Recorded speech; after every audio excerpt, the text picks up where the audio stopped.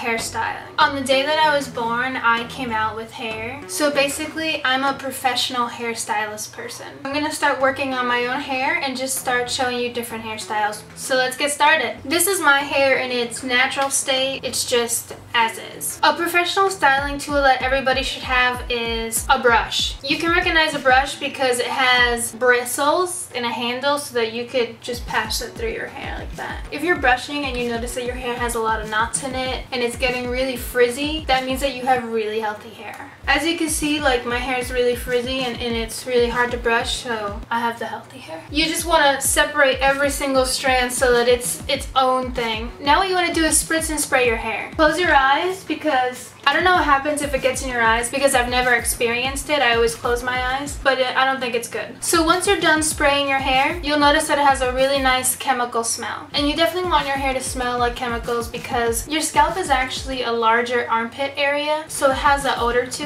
it. Sprays and hair products and shampoos and conditioners are versions of deodorant for the scalp version of the armpit. If I needed a really quick look to go outside and just pick up Chinese takeout, I could wear a headband. Take it and put it over your head like this. And there you see, it's the headband look. And if you have bangs or any kind of tiny hair near your face area, you have the choice between leaving the hair down or pushing it up. If you wear it pushed back up, it's gonna have a little bit more volume and it's gonna look really big and voluminous. There's different types of headbands and there's another kind that's more of a ribbon type, and you can just wear it like that. This is a really good look for reading because it's gonna keep stuff from falling into your eye area. If you're a bride-to-be and you're about to have a wedding, you can use this look if you add little braids to it. Lots of tiny little braids are so appropriate for weddings because braids actually symbolize eternity and forever young. Braids also represent peace and love, and that's what marriage is about, free love.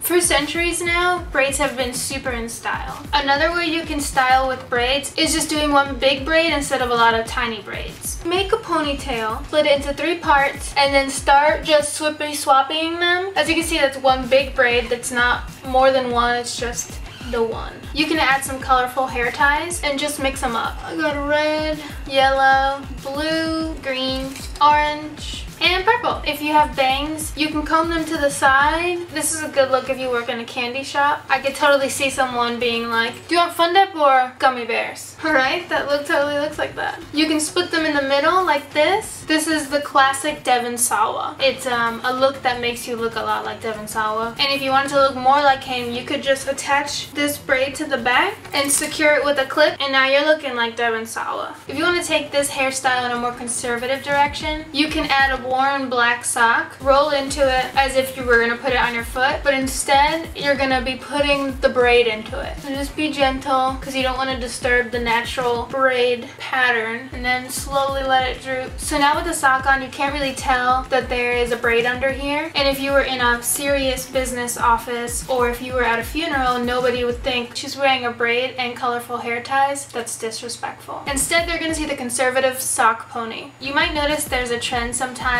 to dress 90s. The 90s were a series of years that started in 1990 and ended in 1999. During those years, it was really popular to make yourself look like you had been to the beach, looking like you had been hit by waves. So a quick way to make yourself look like you've just been hit by the wave is just to get rid of your regular part and just start combing everything to one side. The rougher you make the waves look that hit you, the cooler your hairstyle is gonna be. For a really smooth, nice look, just start ripping up the ends of your hair. Take a comb and just push it, puff, puff, puff, puff, puff. You can add some wispy bangs on the side with a little hook of the comb. Just go, and that's gonna give you some nice and sexy wispy bangs. If you're a doctor and you don't want to look sexy, you can just find a hair clip and push the tiny wispy bangs away and just clamp it on the top. And with the clamp, it's actually the perfect look for performing surgery. If you have really good eyesight and you want to challenge yourself, you can style this part over your eye. Now you're seeing that you kind of have your hair obstructing your view and it's giving you a new perspective. If you're getting low scores in school, a good